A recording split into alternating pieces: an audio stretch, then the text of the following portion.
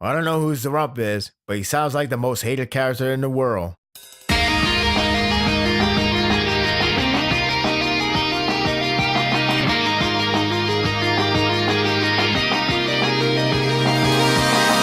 The plot thickens, and the time for the final war is soon to commence. The last chapter has shaken Edo to chaos from the terminal's explosion and the death of Zurump.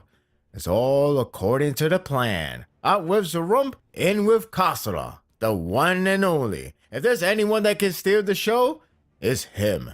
This entertaining chapter showcased why he never ceased to amaze the fans, in more ways than one. Before we begin to appreciate Katsura in all of his glory, there's a scene with Tendoshu and their followers preparing for a war. They are aware of the terminal's explosion, but apparently it's still fine enough to go for their backup option.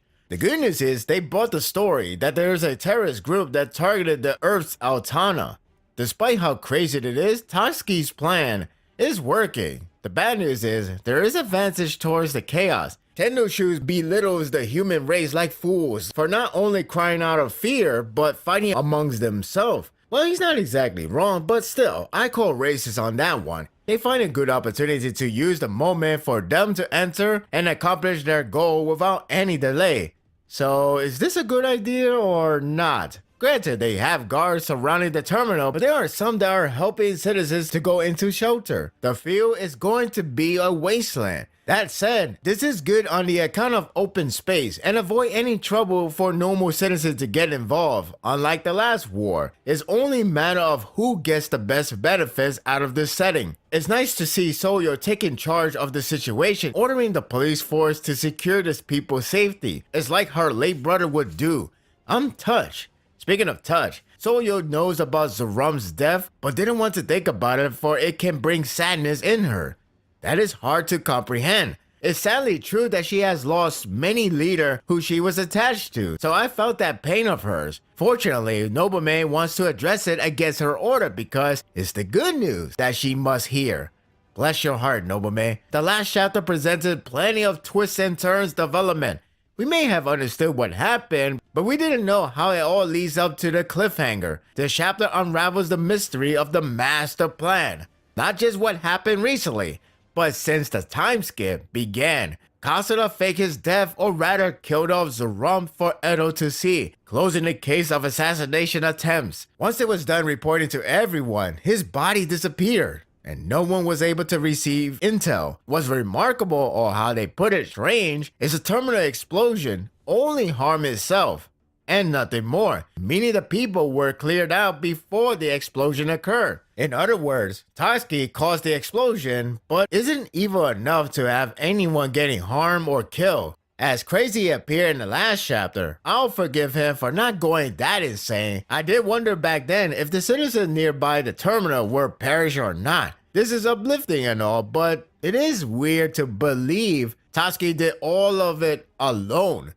That's where I was wrong. Masudaria knows that Tatsuki is capable to pull those stunts by himself, but there's an obvious limit to how far can he go. The only logical explanation is that he has an accomplice. Sogo, elsewhere with Shinpachi and Kagura, fills in that the only person that can even be more dangerous than Tatsuki. Oh, I bet I know what he really meant by that. It occurred to me that this whole segment with the revealing truth is the way to hype up the greatest man in the world.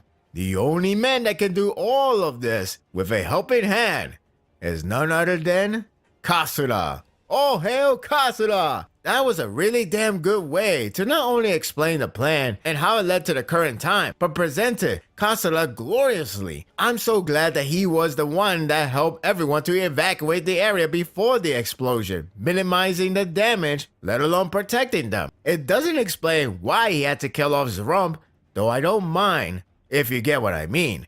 But that is actually saved for later. Also, it doesn't explain how the former Shinsengumi knows Katsura is behind it, but again, wait for later. Katsura has an incredible momentum going on after that amazing introduction. He comes off like a boss out of the Three Joy. He babysits Gintoki, telling him to take good care of important things. He even mocks Tatsuki for launching a surprise attack to steal, like what happened in the last chapter. Basically, Katsura schooled them. He takes the heart with him as he should. He's at the top of the world now. Nothing can ruin it. Until he drops the heart like a fool. Unbelievable. In a funny twist of event, we technically have Katsura versus Gintoki, now chasing over a heart. Out of context, that sounds disturbing. So yeah, they have a battle in the midair and it's actually pretty entertaining. Gintoki lost his cool, for he felt betrayed by the two. He should have called them, "You damn traitors." I can't say in Japanese, I suck at that one. I cracked so badly when Katsura lands on the balcony, hard head first. His expression kills me. Forget his momentum, it's gone with the wind. It's so ridiculous how they are falling down for a heart. Katsura has the nerve to kick it like a soccer ball. What's going on here? Naraku shows up to interfere, which leads to the two working together and knock them away. That was pretty cool, especially how they boost each other for a wall jump. He clears the confusion that he's only working with Tatsuki because they have the same goal of taking down the cult and saving Shoyo. The main difference is how they will save him. That's understandable, but it's funny that he denies on ever being a prime minister. No one likes Zurump. Sounds right. I like how Katsura didn't want to be called a terrorist as well, because he goes by Shoyo disciple. That's his prime identity, no matter what. I could never hate him. Just before Katsura and Gintoki resume their battle, a new challenger appears, and this time, it's the Edge Lord himself, Tatsuki. I didn't get him versus Katsura, but this would do. Just as according to the plan, the field is cleared out, the enemy is heading to Edo, and the preparation for war is set. This could either be good or a bad idea in the long run. I laughed so hard when Tatsuki thought he had a badass moment. Katsura and Gintoki weren't having it, so they grab his feet and slam him hard to the ground. But it's all good because they are reunited to take out their actual enemy. Look at that cool shot of the three. This reunion is so much fun. To finally fill in the hole, it turns out that Katsura and Shinsengumi have been working together all this time. It wouldn't make sense if they were against each other after that arc that pretty much unite the two. Still, I'm happy to get the confirmation, but there's more to the story. He also planned to have Zurump killed off eventually. Is it to please the haters of the resembling being? Oh, not really, but you can take it as it is. The truth is, he planned on creating a foundation for a new country, and once he sorted out, he must be assassinated, since he became a symbol of reforms. His death would purify the hatred towards him. If only our actual leader thought of this idea. Anyway, his real goal was to allow the next generation that allow him to carry out the purification ceremony to take over the new government. That's actually a good idea, since they are a problem as well. It explains that Sogo was designed to assassinate him, but in a staged ploy, is also designed to deceive the actual assassins to grant control and learn their action. All of this makes sense and doesn't contradict the past action. Still, I wonder what happened to Shijaku. What moved me is the very moment when Katsura told Shinsengumi his motive. All he wants is to create a new country where they can feel proud and talk to the next generation about it. In other words, cleanse the wrongful living and build a better place, even if they had to sacrifice their life. He truly is carrying the belief of the two late shoguns. That speech got the next generation, like Shinpachi Kagura, in awe. That's the leader we all need in this world. The process for a better future is ongoing. Now it leads to saving Shoyo. Katsura hasn't changed his mind about cutting him equals saving, considering how much love he has for his people. Even if he tried to find the perfect solution, it didn't go well as he hoped for. Tatsuki is going to save Shoyo by granting another chance. Katsura is going to save him by ending his life. This leaves to Gintoki on making his decision. He decides to go with the flow. That is not to say he will sit and watch the moment.